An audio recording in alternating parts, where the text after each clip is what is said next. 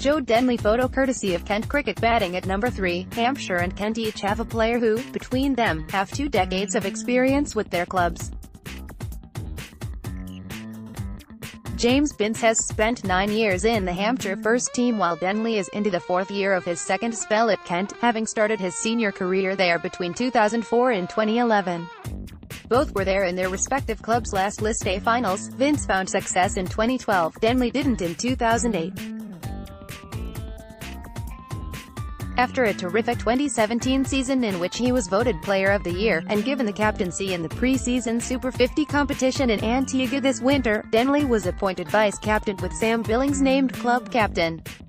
Billings will captain in Saturday's Royal London One-Day Cup final against Hampshire but has played, and skippered, just 6 matches thanks to IPL and England commitments, meaning Denley has spent much of the season so far front and centre.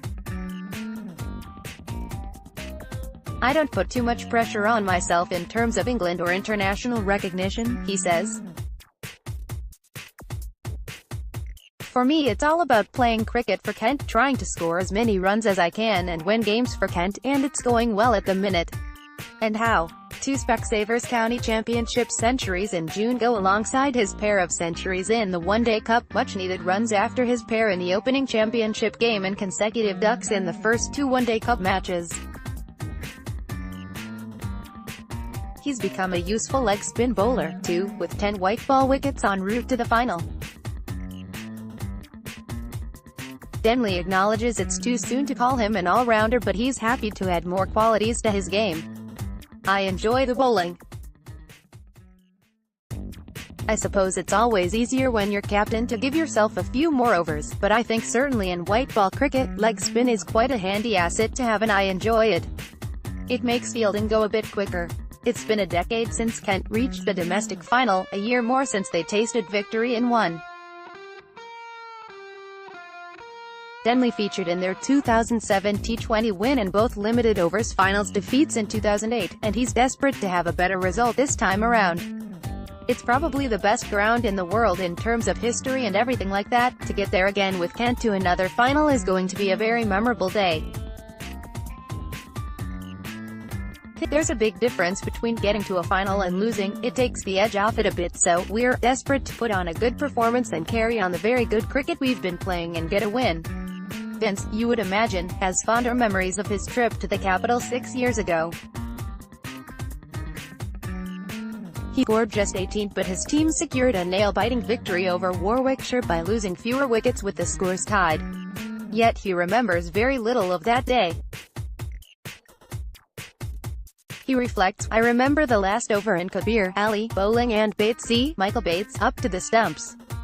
Kabir bowled a good Yorker, Batesy took it and whipped the bails off and we ran round like idiots for 5 minutes.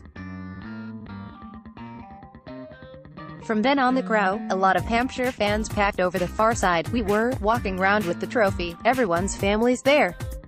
It's a special occasion. Pick VCB, with thanks he had a frustrating winter with England."